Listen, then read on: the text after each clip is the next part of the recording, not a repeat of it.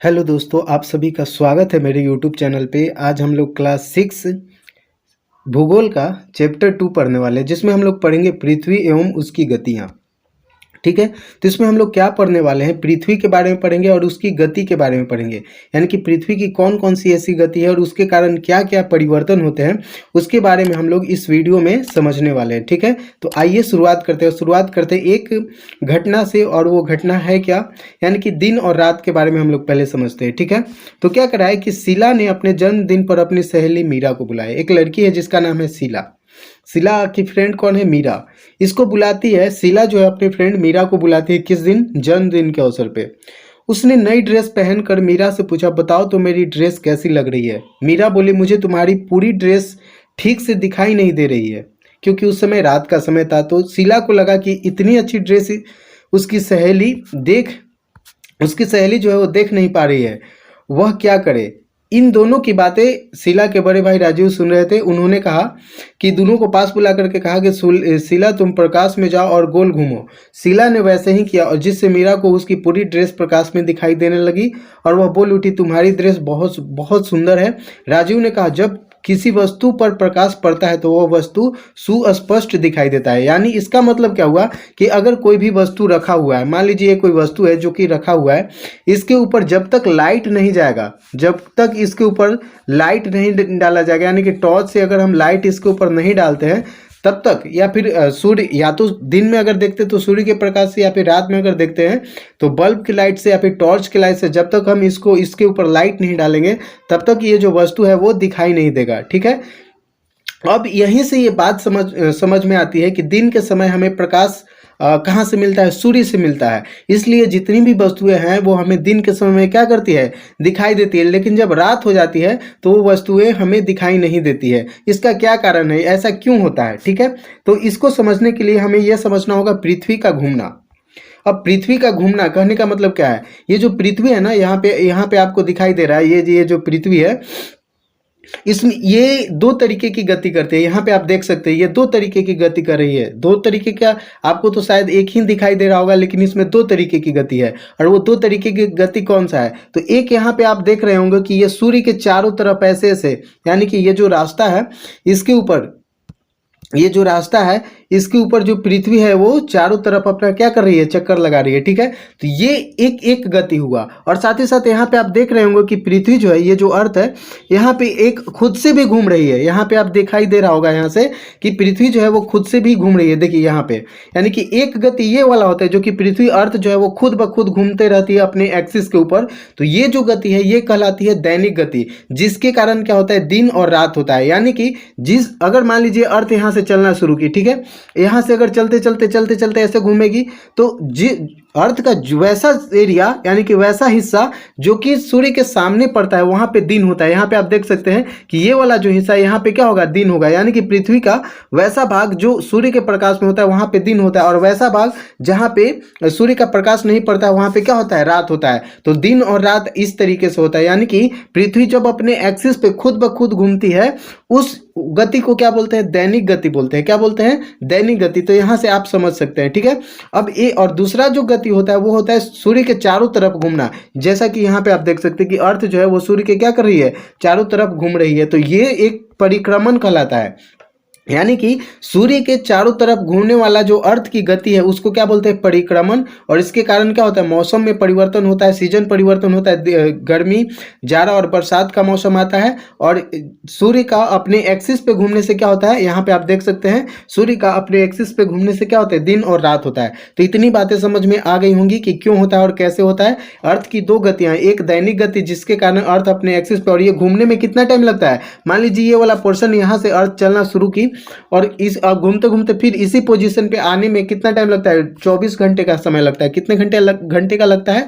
24 घंटे का समय लगता है। मोटा मोटी अगर देखें तो 24 घंटे का समय लगता है। तो इसको पहले समझ लेते हैं। ठीक है, तो पृथ्वी का घूमना।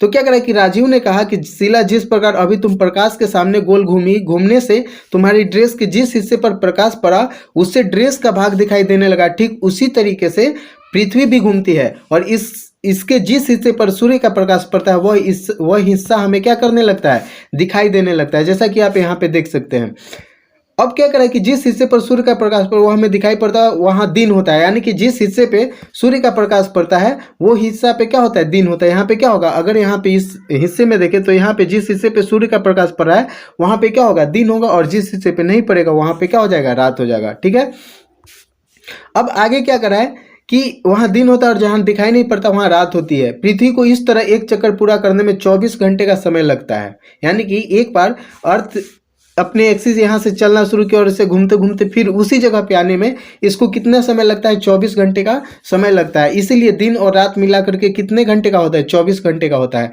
और पृथ्वी की इस गति को, यानी कि पृथ्वी जो अपने एक्सिस पे घूमती है, ये जो घूमने का प्रक्रिया है, इस गति को क्या बोलते हैं, तो दैनिक गति बोलते हैं। क्या बोलते हैं, घूर्णन गति। दो नाम से जानते हैं, या तो घूर्णन गति इसको बोलेंगे या फिर दैनिक गति बोलते हैं। क्या बोलते हैं, या तो घूर्णन गति या दैनिक गति, कोई भी बोले, दैनिक गति बोले या फिर घूर्णन गति बोले। इसको पूरा करने में कितने का टाइम लगता है, 24 घंटे का लगता है। इसी गति के कारण दिन और रात होते हैं। तो आपको यहाँ पे समझ में आया होगा कि पृथ्वी पे दिन और रात क्यों होता है, क्योंकि पृथ्वी जो है ना वो निरंतर जो है घूम रही है अपने एक्सिस पे, और इसी गति के कारण जहाँ पे जिस एरिया में सूर्य का प्रकाश पड़ता है वहाँ दिन होता है, और जिस एरिया आपको घूमते घूमते घूमते घूमते एक ऐसा समय आएगा जहाँ से सूर्य का प्रकाश मिलना बंद हो जाता है और वहाँ से रात हो जाता है। फिर ये वाला हिस्सा यहाँ पे आएगा और यहाँ से सूर्य का प्रकाश मिलना शुरू होगा तो सुबह होगा, और फिर घूमते घूमते घूमते घूमते यहाँ पे दोपहर होगा, और फिर ऐसे ऐसे आते आते इस हिस्से में क्या हो जाएगा, शाम हो जाएगा, और फिर इस हिस्से में वो एरिया अगर आएगा तो क्या वहाँ पे क्या हो जाएगा, रात हो जाएगा। तो ये जो प्रोसेस है, इस पूरे प्रोसेस को कंप्लीट होने में कितना समय लगता है, तो 24 घंटे का समय लगता है। ठीक है, अब आगे बढ़ते हैं। अब क्या करा है कि राजीव उठा और अलमारी के ऊपर रखे ग्लोब को लेकर के आया और उसे घुमा करके बताया कि जिस प्रकार ग्लोब घूम रहा है ठीक उसी प्रकार पृथ्वी भी घूमती है। और उन्होंने उत्तरी एवं दक्षिणी ध्रुव को ग्लोब पर दिखाते हुए बताया कि उत्तरी ध्रुव को दक्षिणी ध्रुव से मिलाने वाली काल्पनिक रेखा अक्ष है। यहाँ पे आप देख सकते हैं, यहाँ पे आप देख सकते हैं, एक होगा नहीं है, अच्छा ठीक है। तो यहाँ पे क्या है, यहीं से आप समझ सकते हैं, यानी कि ये ग्लोब है, तो ऊपर वाला जो हिस्सा है इसको क्या बोलते हैं, उत्तरी ध्रुव बोलते हैं, और नीचे वाला जो निचला जो हिस्सा होता है उसको क्या बोलते हैं, दक्षिणी ध्रुव बोलते हैं। और इसी को मिलाने वाला जो एक काल्पनिक रेखा ड्रॉ किया जाता है। वास्तव में पृथ्वी के ऊपर, यहाँ पे आप देख सकते हैं कि वास्तव में पृथ्वी के ऊपर कोई ऐसी रेखा नहीं है। यहाँ पे आप देख सकते हैं कि हाँ, कोई आपको ऐसी एक्सिस टाइप का कोई रेखा दिखाई दे रहा है, नहीं दे रहा है। वास्तव में अर्थ के ऊपर कोई ऐसी लाइन नहीं है, लेकिन हिस्टोरियंस अच्छे से अर्थ को स्टडी करने के लिए यहाँ पे क्या है, एक इमेजिनरी लाइन ड्रॉ कर देते हैं, जिसको क्या बोला जाता है, एक्सिस बोला जाता है। क्या बोला जाता है, एक्सिस, या फिर अक्ष बोला जाता है। इसको क्या बोला जाता है, अक्ष बोला जाता है। और ऊपरी हिस्सा क्या कहलाता है, उत्तरी ध्रुव कहलाता है, और नीचे जो निचला जो हिस्सा होता है इसको दक्षिणी ध्रुव भी कहते हैं। ठीक है, आगे क्या करा है कि पृथ्वी अपने अक्ष पर घूम रही है, लेकिन पृथ्वी पर ग्लोब की तरह कोई उत्तरी ध्रुव और दक्षिणी ध्रुव को मिलाने वाली कोई छड़ी या रेखा नहीं होती। यह एक काल्पनिक रेखा है, जैसा कि हमने अभी बताया। ग्लोब को दिखाते हुए उसने बताया कि ग्लोब पृथ्वी का नमूना है, इसलिए ग्लोब अपने अक्ष पर सीधी खड़ी नहीं रह करके झुकी हुई है, क्योंकि पृथ्वी अपने अक्ष पर 23.5 डिग्री झुकी हुई है। यहाँ पे आप देख सकते हैं कि ये जो अर्थ है वो क्या है, हल्का सा झुकी हुई है। यहाँ पे देख सकते हैं तो कितने डिग्री झुकी हुई है, ये अर्थ है। तो ये अर्थ जो है अपने एक्सिस से कितने डिग्री पे झुकी हुई है, यहाँ से अगर आप ड्रॉ करते हैं तो ये वाला जो लाइन होगा ना, ये 23.5 डिग्री होगा। कितने डिग्री होगा, यहाँ पे आप देख सकते हैं, एक मिनट, यहाँ पे आप देख सकते हैं क्या कि अर्थ जो है ना, अगर यहाँ से हम पैरेलल एक ऐसा लाइन ड्रॉ करें और यहाँ से इसके एक्सिस को ड्रॉ करें, तो ये वाला जो एंगल बनेगा वो कितने डिग्री का बनेगा, 23.5 डिग्री का बनेगा। कितने डिग्री का बनेगा, 23.5 डिग्री का। इसलिए ये कहा जाता है कि अर्थ जो है वो अपने एक्सिस पे कितने डिग्री झुकी हुई है, 23.5 डिग्री। तो ये आपको याद रखना है कि अर्थ जो है, पृथ्वी जो है अपने अक्ष पर कितने डिग्री झुकी हुई है, 23.5 डिग्री। अब खेले ग्लोब का खेल, इसको समझ लेते हैं। तो क्या करें कि एक ग्लोब लीजिए, इसे कक्षा में इस प्रकार रखिए कि इसके आधे भाग पर प्रकाश हो और इसके पिछले भाग पर छाया। इस प्रयोग को मोमबत्ती या टॉर्च की सहायता से कीजिए और ग्लोब को प्रकाश की तरफ धीरे धीरे क्या करना है, किसी भी दिशा में घुमाएं और कॉपी पर एक और उन महाद्वीपों के नाम लिखे जो पहले उजाले में थे और अब अंधेरे में थे। पुनः ग्लोब को घुमा पर उन महाद्वीपों के नाम लिखे जो अब उजाले की ओर आ रहे हैं। इससे क्या पता चलता है कि कौन से हिस्से में, और करके देखिए यहाँ पे कि अध्यापक की सहायता से ग्लोब को इस प्रकार रखिए जिससे उससे पृथ्वी की सामान्यतः गति पश्चिम से पूरब की ओर घुमाया जा सके और प्रकाश को जापान पर केंद्रित कीजिए और पता कीजिए कि ग्लोब पर कौन कौन से ऐसे देश है जो छाया में है। तत्पश्चात प्रकाश को भारत पर केंद्रित करें और छाया प्रदेशों के नाम लिखिए। यानी कि आपको ये कहा जा रहा है, अगर आप स्कूल में गए होंगे तो आपको स्कूल में दिखाया गया होगा ग्लोब। तो क्या कहा जा रहा है कि अगर आप यहाँ पे आप देख सकते हैं, यहाँ पे है जापान की बात किया जा रहा है, तो यहाँ पे है जापान और यहाँ पे इंडिया। ये आपको इंडिया का मैप दिख रहा होगा। तो क्या कर रहा है कि यहाँ पे देखिए, और इसके पीछे वाला जो हिस्सा होगा जहाँ पे लाइट नहीं, यहाँ पे टॉर्च जलाइए और टॉर्च का लाइट यहाँ पे डालिए या फिर मोमबत्ती का, और ये देखिए कि अभी जिस हिस्से पे प्रकाश है और पिछला जो हिस्सा है वहाँ पे रात होगा। यानी कहने का मतलब ये हुआ कि अगर ग्लोब पे लाइट जला करके देखते हैं तो आपको सीधा सीधा दिखाई देगा कि इस हिस्से में क्या होगा। अगर लाइट इस हिस्से में है तो यहाँ पे दिन होगा और इसके पिछले हिस्से में क्या होगा, रात होंगी। ठीक है, तो यही आपको समझाने की कोशिश की जा रही है। जैसा कि आप यहाँ पे आप देख सकते हैं इस वाले पिक्चर में। ठीक है, आगे अब क्या करें कि राजीव ने दोनों से पूछा कि जरा सोचो, अगर पृथ्वी घूर्णन नहीं करे तो क्या होगा। जाहिर सी बात है, आप भी सोच करके देखिए कि पृथ्वी की ये जो गति है, घूर्णन करने की जो गति है, अगर ये ना हो तो इससे क्या होगा, क्या फर्क पड़ेगा। तो अगर पृथ्वी की घूर्णन गति ना हो तो इससे क्या होगा कि दिन और रात नहीं होगी। जिस हिस्से में दिन है उसी हिस्से में हमेशा दिन रहेगा और जिस हिस्से में रात है उसी हिस्से में क्या रहेगा, हमेशा रात रहेंगी। इससे क्या हो जाएगा कि ये वाला जो हिस्सा है वो क्या हो जाएगा, बंजर हो जाएगा, यहाँ पे पानी नहीं मिलेगा और इस हिस्से में बर्फ जम जाएगा। यानी कि इस हिस्से में अगर सूर्य का प्रकाश नहीं मिलेगा जिस हिस्से में, वहाँ पे रात होंगी और इस हिस्से में ये जो हिस्सा है वो पूरे बर्फ से ढक जाएगा। और जिस हिस्से में सूर्य का प्रकाश पड़ेगा वहाँ पे दिन ही दिन होगा, मतलब रात ही नहीं होगी और जितना पानी है सब सूख जाएगा। तो इस तरीके से ये प्रभाव पड़ेगा। आगे बढ़ते थे, शीला बोल पड़ी, सूर्य की ओर वाले भाग में हमेशा दिन होगा और उस भाग पर लगातार गर्मी पड़ेगी और दूसरे भाग में हमेशा रात होगी तथा ठंड पड़ेगी। घूर्णन गति के कारण ही पृथ्वी की परिभ्रमण गति भी जुड़ी हुई है। इस कारण ऋतु परिवर्तन भी नहीं होगा। यानी कि साथ ही पृथ्वी की परिभ्रमण गति भी जुड़ी है और इस कारण ऋतु परिवर्तन भी नहीं होगा। और अगर परिभ्रमण गति नहीं होता है, परिभ्रमण कहने का मतलब क्या है, परिक्रमण भी इसको बोलते हैं। यानी कि सूर्य के चारों तरफ चक्कर लगाने वाली जो गति है इसको परिक्रमण गति या फिर परिभ्रमण गति भी बोलते हैं। अगर ये नहीं होता है तो क्या होगा कि ऋतु परिवर्तन नहीं होगा। ऋतु परिवर्तन करने का मतलब क्या हुआ कि दिन है तो अगर गर्मी है, गर्मी, जाड़ा और बरसात, मुख्यतः ये जो 3 ऋतुएं हैं, ऐसे तो 6 होते हैं, लेकिन अगर ये जो गर्मी, जाड़ा और बरसात है वो नहीं हो पाएगा।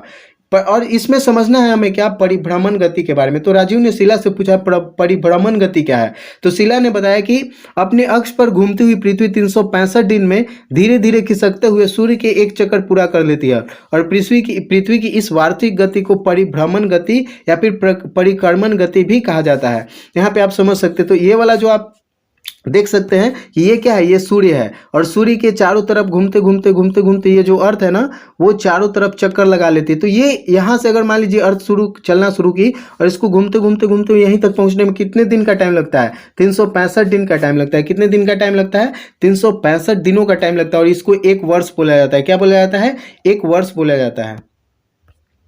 और इसके कारण क्या होता है, इसके कारण होता है, राजू ने कहा कि तुम दोनों ने आकाश में सूर्य को देखा होगा, ऐसा लगता है कि सूर्य पूरब से पश्चिम की ओर चल रहा है। यह ठीक है। दोनों चुप थे, दोनों को नहीं पता था। तो राजीव ने बताया कि यह हमारी नज़रों का भ्रम है, वास्तव में पृथ्वी घूम रही है। यानी कि यहाँ पे आप देख सकते हैं कि वास्तव में क्या है, पृथ्वी घूम रही है, सूर्य नहीं। ठीक है, उसी प्रकार जैसे ट्रेन में चलने के कारण हमें आभास होता है कि हमारी ट्रेन स्थिर है और बाहर की वस्तुएं पीछा करती जा रही हैं, आपने देखा होगा। और इससे क्या करा है कि पृथ्वी जो है वो पश्चिम से पूर्व की ओर घूमती है। यानी कि पृथ्वी जो है वो कैसे घूमती है, पश्चिम से पूर्व की ओर घूमती है। यहाँ पे आप देख सकते हैं पृथ्वी जो है वो क्या करती है, पश्चिम से पूर्व की ओर घूमती है। ये है पश्चिम और ये है क्या है, पूर्व। और ये ऊपर वाला क्या कहलाता है, उत्तर, और नीचे वाला दक्षिण कहलाता है। तो यहाँ पे देख सकते हैं कि अर्थ जो है वो यहाँ से चलना शुरू कर रही है और ऐसे ऐसे घूमते घूमते पूर्व की ओर जा रही है। तो सोच के देखिए कि जो व्यक्ति, अगर मान लीजिए यहाँ से ये कोई स्थान है और ये चलते चलते ये वाला जो स्थान है वो यहाँ पे आएगा, तो यहाँ पे शाम हो गया, ठीक है ना, यहाँ पे दिन है। और ये वाला जो स्थान है यहाँ चलते चलते यहाँ पे आया और ऐसे आते आते फिर यहाँ पे क्या हो जाएगा, अंधेरा हो जाएगा, रात हो जाएगा और फिर यहाँ से शुरू होगा ऐसे। तो आपको क्या दिखाई देगा कि सूर्य आपको सुबह में कहाँ पे मिलेगा, पूरब की दिशा में मिलेगा, दिखाई देगा। इसीलिए जो है वो सूर्योदय जो होता है वो किस दिशा में होता है, पूर्व दिशा में होता है। क्यों, क्योंकि पृथ्वी जो है ना वो पश्चिम से पूर्व की ओर घूम रही है। सूर्य नहीं घूमता है, बल्कि पृथ्वी जो है वो यहाँ पे सूर्य स्थिर है। यहाँ पे आपको दिखाई दे रहा होगा कि सूर्य जो है वो स्थिर है। पृथ्वी की अगर अपेक्षा देखें तो क्या है कि सूर्य स्थिर है, लेकिन पृथ्वी जो है वो क्या कर रही है, पश्चिम से यानी कि वेस्ट से लेकर के ईस्ट में क्या कर रही है, घूम रही है। इसी कारण क्या होता है कि हमें सूर्योदय जो है वो पूर्व में दिखाई देता है। ठीक है, आगे क्या कर रहा है,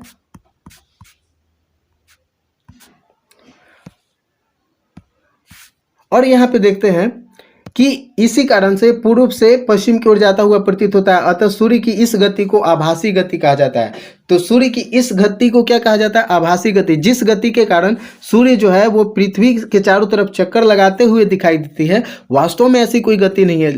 तो इस गति को क्या बोलते हैं, आभासी गति। आभासी गति कहने का मतलब क्या है कि ऐसा लगता है कि पृथ्वी स्थिर है और सूर्य पृथ्वी के चारों तरफ चक्कर लगा रहा है। इस गति को क्या बोलते हैं, आभासी गति बोलते हैं, लेकिन वास्तव में ऐसा कोई गति होता नहीं है। ठीक है, जैसा कि आपने देखा। और क्या करें कि उन्होंने चित्र दिखाकर पूछा कि कौन सा चित्र पृथ्वी की सूर्य के चारों ओर परिक्रमण को दर्शाता है। तो मीरा बोली भैया क्या इन्हीं गतियों के कारण मौसम एवं ऋतुएं भी बदलते हैं। तो राजीव ने हंसते हुए क्या कहा कि बिल्कुल ठीक समझ रही हो, जब पृथ्वी सूर्य के चारों ओर घूमती है तो एक बार इसका झुकाव सूर्य की ओर होता है और आधी परिक्रमण करने के बाद तीसरी बार इसका झुकाव सूर्य के विपरीत होता है, और दूसरी तथा चौथी स्थिति में यह झुकाव न तो सूर्य की ओर होता है और न ही विपरीत दिशा में होता है, जैसा कि आप इस पिक्चर में देख सकते हैं। तो ऋतु का परिवर्तन यानी कि मौसम परिवर्तन क्यों होता है, सीजन जो है वो क्यों चेंज होता है, कभी गर्मी होती है, कभी बरसात होता है, कभी ठंड आ जाती है, तो ऐसा क्यों होता है, तो इसको इस पिक्चर से आप समझ सकते हैं। ठीक है, इसको समझने में एक चीज आपको यह समझना है कि पृथ्वी जिस क्षेत्र से यानी कि पृथ्वी जिस रास्ते से सूर्य के चारों तरफ चक्कर लगाती है वो रास्ता पूरी तरह से वृत्ताकार नहीं है। आपने समझा होगा, अगर आप मैथ पढ़ते हैं तो उसमें वृत्त का डिफिनीशन आपको बताया गया होगा। वृत्त का डिफिनीशन क्या होगा कि केंद्र से चारों तरफ यानी कि केंद्र से उसके परिधि पे सभी जगह पे क्या होगा, जो एक समान डिस्टेंस होता है, यानी कि वृत्त की केंद्र से इसकी जो परिधि है यानी कि ये वाला जो हिस्सा है, ये वाला जो लाइन, इसको परिधि बोला जाता है। तो वृत्त के केंद्र से परिधि की जो लंबाई होती है वो बराबर होती है, यानी कि यहाँ से भी बराबर होगा, यहाँ से भी लाइन ड्रॉ करते हैं तो ये लाइन इसके बराबर होगा, ये लाइन अगर यहाँ से ड्रॉ करते हैं तो ये भी बराबर होगा। वृत्त में वृत्ताकार पथ अगर होता तो सूर्य के इक्वल डिस्टेंस पे अर्थ होता है, लेकिन ऐसा नहीं है। ये अर्थ जो है ना वो सूर्य के चारों तरफ परवलयकार पथ में क्या करती है, ये चक्कर लगाती है सूर्य का। इससे क्या होता है, परवलय में क्या होता है ना कि एक जगह परवलय पूरी तरीके से गोल ना होकर के चपटे टाइप का होता है। यहाँ पे आप देख सकते हैं कि ये एक पोजीशन है जिसमें सूर्य से अर्थ का क्या है, काफ़ी डिस्टेंस है, यहाँ पे भी और यहाँ पे भी। लेकिन एक समय ऐसा आता है कि सूर्य और पृथ्वी का डिस्टेंस सेम हो जाता है, यानी कि बराबर। दो स्थिति में यह पृथ्वी का 4 स्थिति होता है और इसमें 2 स्थिति में सूर्य के लगभग नज़दीक हो जाती है पृथ्वी, और 2 स्थिति ऐसा होता है जिसमें सूर्य के बहुत दूर चली जाती है पृथ्वी। ठीक है ना, तो इसी से हमें क्या पढ़ना है, मौसम का परिवर्तन होता है। तो ऐसा क्यों होता है, क्योंकि अगर मान के चले कि 21 मार्च का दिन है तो 21 मार्च में क्या होता है कि जो पृथ्वी है ना वो सूर्य के नज़दीक होती है। ठीक है, और यहाँ से इसका जो दक्षिणी हिस्सा है यानी कि सूर्य का जो प्रकाश है वो पृथ्वी पे समान रूप से पड़ता है, यानी कि इसके इक्वेटर के पास पड़ता है, इसीलिए यहाँ पे दिन और रात क्या होगा, बराबर होता है। और यहाँ पे भी 23 सितंबर वाला भी जब हिस्सा आता है, स्थिति आती है, तो उस समय भी सूर्य का प्रकाश पृथ्वी के बीचों बीच यानी कि इसके इक्वेटर पे पड़ता है और यहाँ पे भी दिन और रात क्या होता है, बराबर होता है। लेकिन बात आती है जब हम लोगों को ये भी पता है कि पृथ्वी जो है वो कितने डिग्री अपने एक्सिस पे झुकी हुई है, 23.5 डिग्री। तो एक स्थिति ऐसा आता है कि जो उत्तरी हिस्सा पृथ्वी का, आप देख सकते हैं कि जो पृथ्वी होती है उसका ऊपरी वाला जो हिस्सा उसको उत्तरी गोलार्ध बोलते हैं और निचले वाला जो हिस्सा होता है उसको दक्षिणी गोलार्ध बोलते हैं। ठीक उसी तरीके से यहाँ पे आप देख सकते हैं। तो एक स्थिति ऐसा आता है 21 जून वाला यानी कि जब 365 दिन को काउंट करते हैं एक साल में, तो 21 जून वाला वैसा स्थिति आता है जिसमें उत्तरी ध्रुव जो होता है वो सूर्य का जो प्रकाश है वो कर्क रेखा पे डायरेक्ट पड़ता है। यहाँ पे आप देख सकते हैं कि उत्तरी ध्रुव का झुकाव सूर्य की तरफ ज्यादा है और दक्षिणी ध्रुव जो निचला हिस्सा यहाँ पे आपको दिखाई दे रहा है उसका झुकाव सूर्य की तरफ नहीं, यानी कि वहां पे सूर्य का प्रकाश बहुत कम पहुंच रहा है। तो इसलिए जिस हिस्से में हम लोग जानते हैं कि सूर्य के प्रकाश में क्या होता है, टेम्परेचर होता है, तापमान होता है, तो जिस हिस्से में सूर्य का प्रकाश ज्यादा पहुंचेगा वहां पे गर्मी होगी और जिस हिस्से में सूर्य का प्रकाश बहुत कम पहुंचेगा उस हिस्से में क्या होगा, ठंड का मौसम होगा। तो इसलिए 21 जून को हम लोगों के यहाँ, यानी कि हम लोग जैसा कि आपको पता होगा कि हम लोग किस ध्रुव में है, उत्तरी ध्रुव में है, सॉरी उत्तरी गोलार्ध में है। किस गोलार्ध में है? उत्तरी गोलार्ध में है। तो उत्तरी गोलार्ध में अगर हम लोग हैं तो हम लोगों के पास जो सूर्य का डायरेक्ट जो रे है, यानी कि हम लोग का पृथ्वी की स्थिति सूर्य के तरफ झुकाव वाला स्थिति कब होता है? 21 जून को होता है। इसलिए जून जुलाई में हम लोग के यहाँ क्या होता है? बहुत ज़्यादा गर्मी होती है। क्यों? क्योंकि यहाँ पे आप देख सकते हैं कि उत्तरी ध्रुव का जो झुकाव है वो सूर्य की तरफ ज़्यादा है। और अगर उत्तरी ध्रुव में गर्मी होती है और दक्षिणी ध्रुव में सूर्य का प्रकाश बहुत कम पहुँच रहा है, इसलिए दक्षिणी ध्रुव में क्या होगा? वहाँ पर ठंड का मौसम होगा। और वही स्थिति उसके उलट होता है कब? 22 दिसंबर को। कब होता है? 22 दिसंबर को क्या होगा कि यहाँ पे आप देख सकते हैं कि उत्तरी गोलार्ध में सूर्य का प्रकाश बहुत कम पहुंच रहा है और यहाँ पे जो सूर्य का प्रकाश है वो मकर रेखा पे लंबवत पड़ता है। लंबवत और तिरछा कहने का मतलब क्या है कि अगर आप टॉर्च जलाइएगा तो वहाँ पे आप देख सकते हैं कि अगर लंबवत पड़ता है तो जो लाइट का जो डेंसिटी है वो बहुत ज़्यादा होता है, और अगर तिरछा प्रकाश डालते हैं तो उसकी डेंसिटी क्या हो जाती है? बहुत कम हो जाती है।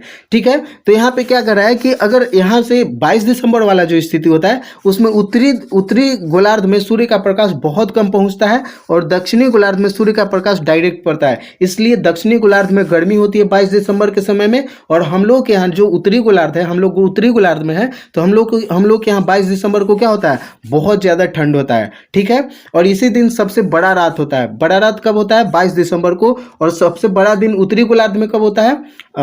21 जून को होता है। सबसे बड़ा दिन अगर उत्तरी गोलार्ध की बात करें हम लोग के यहाँ, तो सबसे बड़ा दिन कब होता है? 21 जून को। और दक्षिणी गोलार्ध में छोटा रात होगा। और 22 दिसंबर को क्या होगा? हम लोग के यहाँ बड़ी रात होगी और छोटा दिन होगा। तो ये स्थिति है, इसी के कारण क्या होता है? मौसम का परिवर्तन होता है। और एक स्थिति ऐसा आता है 21 जून को जिस समय दिन और रात क्या होता है? बराबर होता है। और 21 जून और 23 सितंबर को, तो ये भी आपको याद रखना है कि दिन और रात सर्वत्र क्या होता है? सभी जगह, उत्तरी गोलार्ध में भी और दक्षिणी गोलार्ध में भी दिन और रात कब बराबर होते हैं? 21 मार्च को और 23 सितंबर को।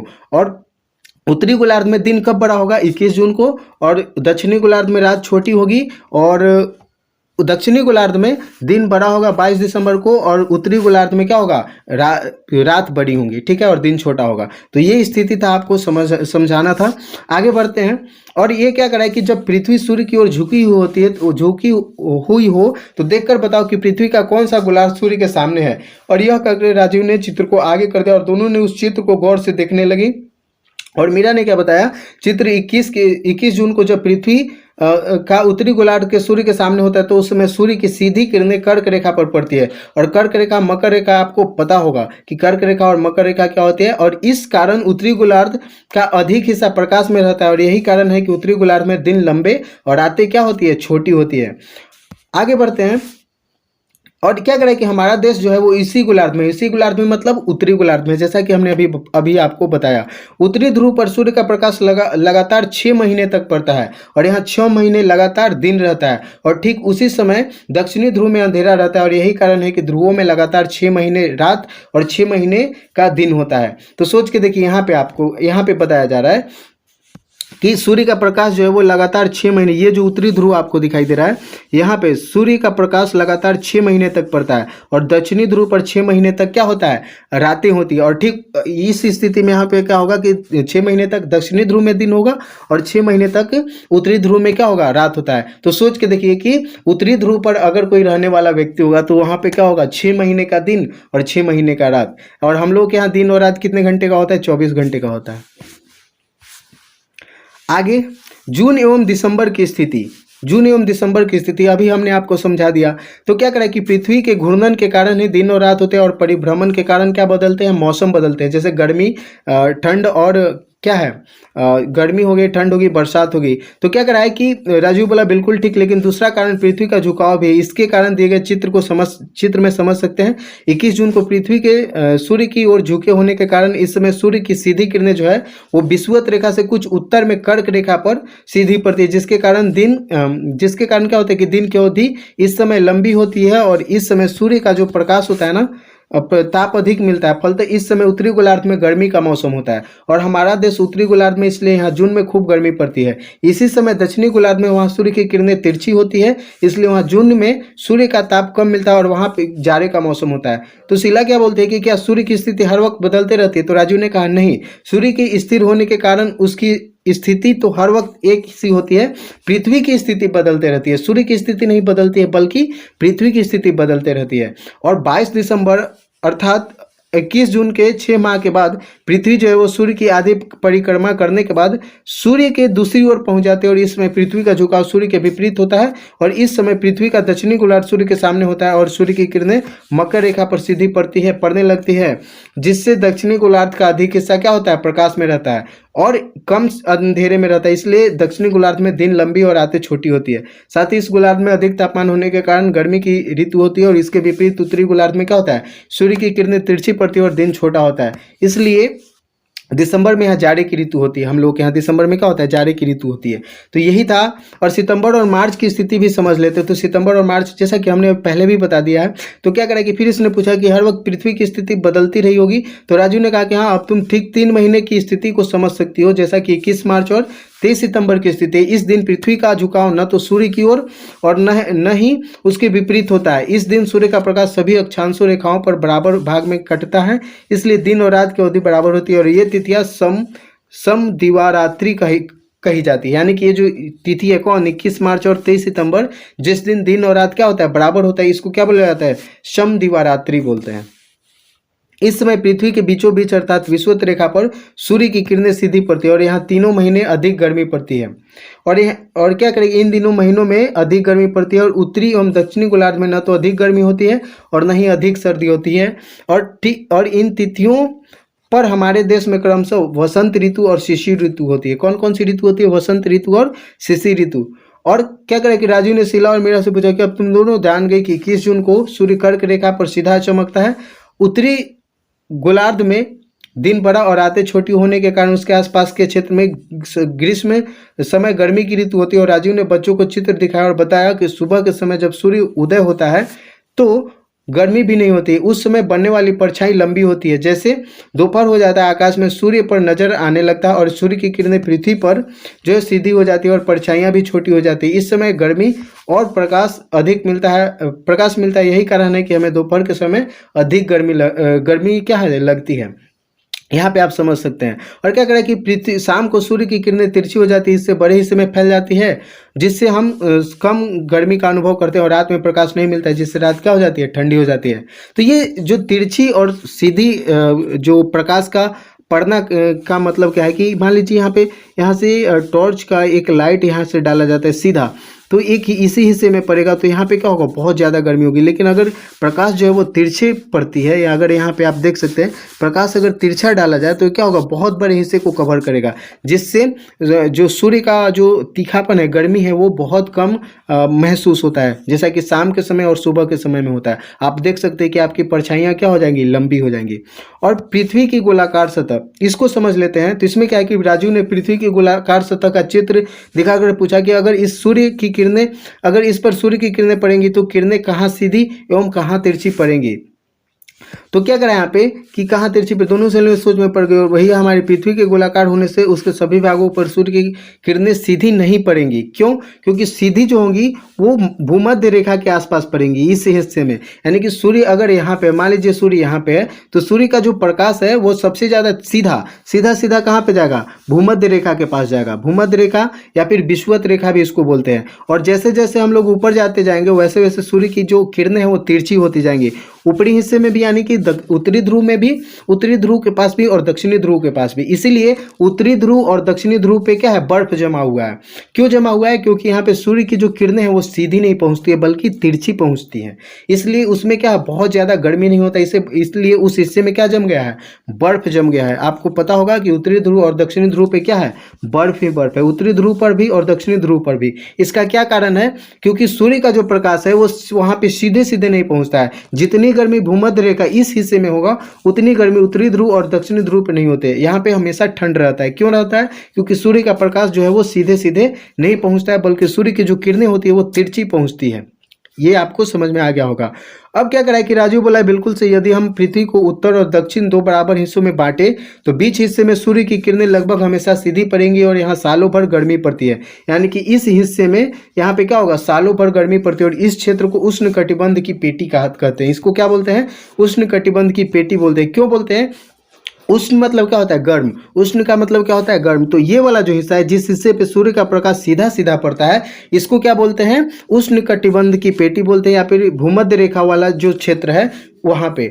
आगे बढ़ते हैं तो क्या करा है कि जैसे जैसे हम उत्तर या दक्षिण में बढ़ते हैं, पृथ्वी गोलाकार सतह होने के कारण सूर्य की किरणें तिरछी होती जाती हैं और बड़े हिस्से में फैल जाती है, जिसके कारण क्या होता है कि जिसके कारण गर्मी जो है वो अपेक्षा कम मिलती है और पृथ्वी पर इस क्षेत्र को शीतोष्ण कटिबंध कहते हैं। तो शीतोष्ण कटिबंध वाला यानी कि इस हिस्से पे सूर्य का प्रकाश अगर यहाँ से डाला जाए तो इस हिस्से पे डायरेक्ट रेज पड़ेगा, इसलिए ये वाला जो हिस्सा है ये क्या कहलाता है, उष्ण कटिबंध कहलाता है। और जैसे जैसे हम लोग दक्षिण में आते जाएंगे वैसे वैसे सूर्य की जो किरणें हैं वो तिरछी पड़ेंगी, तो वहाँ पे गर्मी कम अनुभव होगा। तो इसलिए इस हिस्से को क्या बोलते हैं, समशीतोष्ण बोलते हैं। तो दोनों गोलार्धों में होगा, सेम स्थिति होगा, यानी कि उत्तरी गोलार्ध में भी और दक्षिणी गोलार्ध में भी। तो और उसके बाद क्या करें, तो अगर हम बात करें कि उष्ण कटिबंध कहाँ से कहाँ तक होता है, उष्ण कटिबंध कितने डिग्री से लेकर के कितने डिग्री के बीच में होता है, तो 23.5 डिग्री उत्तरी गोलार्ध से लेकर के 23.5 डिग्री दक्षिणी गोलार्ध। और 23.5 डिग्री वाला जो लाइन होता है उसको क्या बोलते हैं, कर्क रेखा बोलते हैं। क्या बोलते हैं, कर्क वृत्त या फिर कर्क रेखा बोलते हैं, जो कि उत्तरी गोलार्ध में होता है। और दक्षिणी गोलार्ध में 23.5 डिग्री वाला जो रेखा होता है उसको मकर वृत्त या फिर मकर रेखा बोलते हैं। तो कर्क रेखा और मकर रेखा के बीच वाला जो हिस्सा होता है इसको क्या बोलते हैं, उष्ण कटिबंध बोलते हैं। क्या बोलते हैं, उष्ण कटिबंध। और 23.5 डिग्री से लेकर के 66.5 डिग्री, 23.5 डिग्री से लेकर के 66.5 डिग्री के बीच वाला उत्तरी गोलार्ध में भी, और 23.5 डिग्री से 66.5 डिग्री दक्षिणी गोलार्ध के बीच वाला जो हिस्सा होता है इसको क्या बोलते हैं, समशीतोष्ण रेखा बोलते हैं। क्या बोलते हैं, समशीतोष्ण बोलते हैं, समशीतोष्ण कटिबंध बोलते हैं। ठीक है, आगे अगर बात करें और जैसे और क्या करा है कि आगे अगर हम बात करें तो क्या करा है कि ध्रुवों के निकट सूर्य की किरणें अत्यधिक तिरछी पड़ती है और यही कारण है कि 6 महीने का दिन होने के बावजूद भी यहाँ की किरणें धरातल एवं वातावरण को गर्म नहीं कर पाती है। अतः यहाँ वर्ष भर क्या बर्फ जमी रहती है और इस क्षेत्र को शीत कटिबंध बोलते हैं। और इस क्षेत्र को क्या बोलते हैं, शीत कटिबंध। तो इस वाले हिस्से पे जैसा कि हम लोगों ने पढ़ा था कि यहाँ पे सूर्य की जो किरणें हैं वो तिरछी पड़ती है। कैसी पड़ती है, तिरछी। तो वो बहुत बड़े हिस्से को कवर करेंगे, इसलिए उसमें गर्मी कम अनुभव होता है और यहाँ पे क्या हमेशा ठंड रहता है और हमेशा बर्फ से ढका हुआ रहता है। जबकि ये वाला जो हिस्सा यहाँ पे डायरेक्ट पड़ेगा तो यहाँ पे गर्मी जो है वो अनुभव ज़्यादा होगा। आगे बढ़ते हैं और क्या कराए कि शीला बोली भैया पृथ्वी के झुकाव तथा अक्षीय एवं वार्षिक गति के प्रभाव से ही तो मौसम बदलते रहते हैं। हाँ, सब इन्हीं कारणों से होता है। तो राजू क्या बोलता है कि जी बिल्कुल इन्हीं सब कारणों से होता है। तो मेरा ने शीला से कहा सचमुच आज पृथ्वी और उसकी गतियों के बारे में भैया ने बहुत सारी बातें बताई। और उसके बाद क्या होता है कि जन्मदिन का असली उपहार है, राजीव ने कहा कि उन्हें मिठाइयाँ दी और दोनों क्या हो जाए, मिठाइयाँ खाने लगे और खुश हो गए। तो इस तरीके से आप देख सकते हैं कि आपको ये बातें इस वीडियो को कंप्लीट देखने से क्या पता चला होगा कि पृथ्वी की कौन कौन सी गति है। एक दैनिक गति या फिर घूर्णन गति बोलते हैं और दूसरा परिभ्रमण गति या फिर परिक्रमण गति बोलते हैं। ठीक है, और इसके कारण क्या होता है कि घूर्णन गति के कारण दिन और रात होता है और परिक्रमण गति के कारण मौसम चेंज होता है। और ये भी आपने जाना कि पृथ्वी कितने डिग्री पे झुकी हुई है और उसके झुकाव से क्या होता है, क्या क्या परिवर्तन होते हैं, उसके क्या प्रभाव पड़ते हैं, वो भी आप लोगों ने जाना। तो आई होप ये वीडियो अच्छा लगा होगा, समझ में आया होगा। अगर ये अच्छा लगे तो प्लीज़ वीडियो को लाइक कीजिएगा और फ्रेंड्स के साथ शेयर कीजिएगा और चैनल पे न्यू है तो प्लीज़ चैनल को सब्सक्राइब कीजिएगा। तो मिलते हैं नेक्स्ट वीडियो में, तब तक के लिए धन्यवाद।